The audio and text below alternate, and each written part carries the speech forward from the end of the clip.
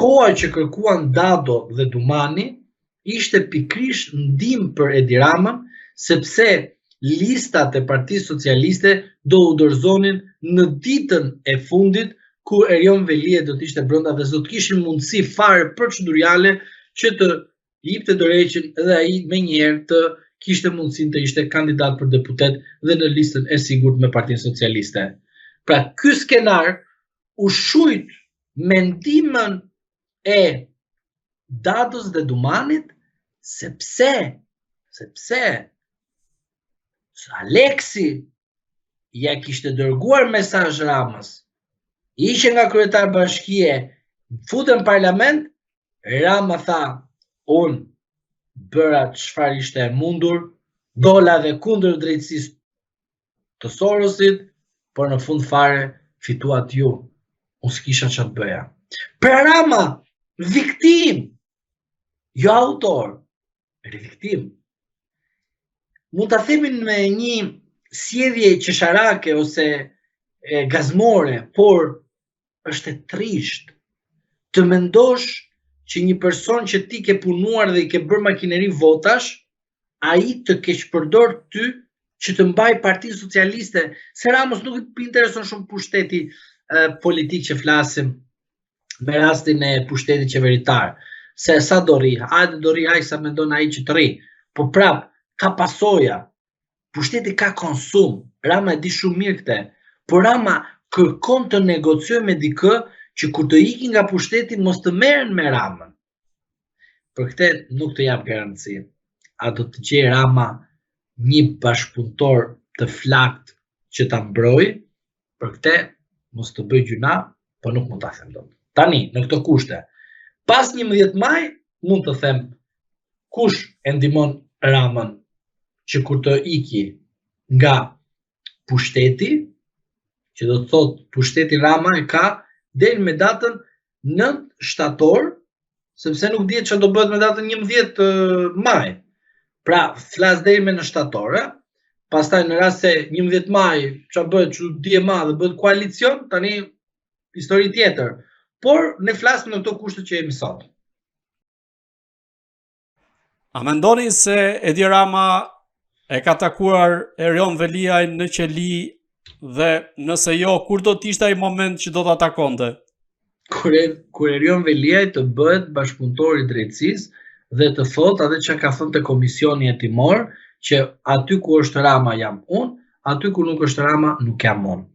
Në rast se Erion Veliaj e merr këtë guxim, e besoj se Edi Rama dhe Erion Veliaj mund të plaken bashkërisht në burgjet e Shqipërisë. Të kalojmë pak në një ngjarje mjaft të rëndë që ndodhi para pak ditësh, ku u sulmua struktura e posaçme, teksa adresat prokurorëve, të 3 prokurorëve konkretisht u sulmuan nga hakerat nga jashtë. Të paktën ky është njoftimi zyrtar i SPAK-ut. Ndërkohë u tentua edhe adresa e-mailit të Altin Dumanit, kreut të SPAK-ut, por pa sukses. Ju si mendoni kush qëndron pas këtij sulmi? Sali Berisha.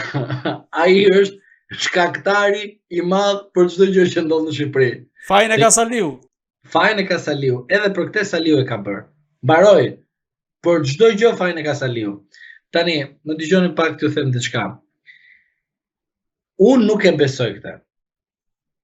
Sepse duhet keni parasysh që SPAK-u mënyrën e procedimit të kësaj ngjarje e ka bërë në mënyrë më të keqe, më flagrante, më nga ana procedurale, që për 2 veta grupi strukturar kriminal dhe prit të gjejmë vetat e njerëzit e tjerë që të vendosim në grupin e strukturar kriminal. Një kjo. 2.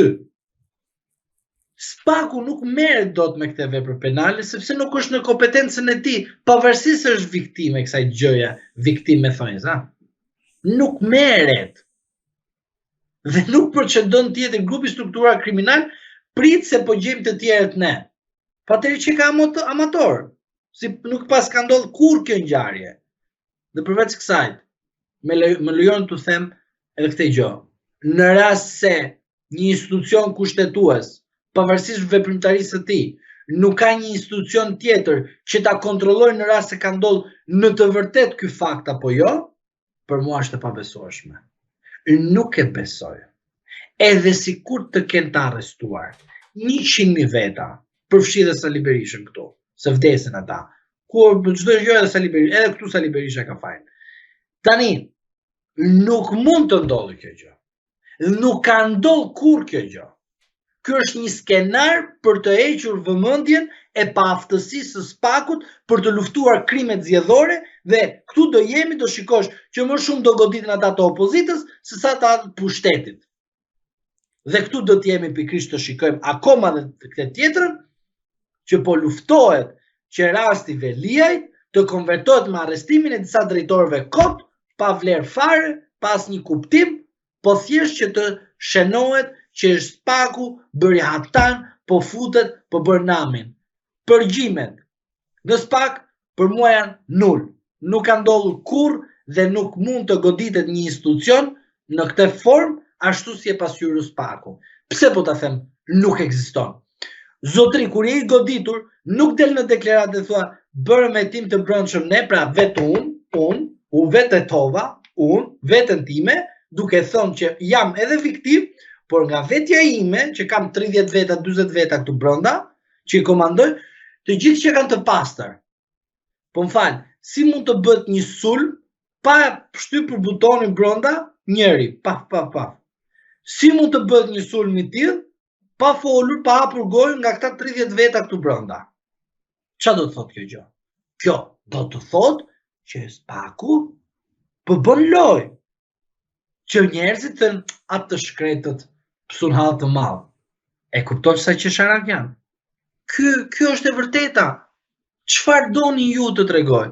SPAK-u e bën këtë që të mbushi portalet, të mbushi lajmet, që të shkretët na u dogjën nga hakerimi. Dhe sikur hakerimi i bëri problem në procedimin penal.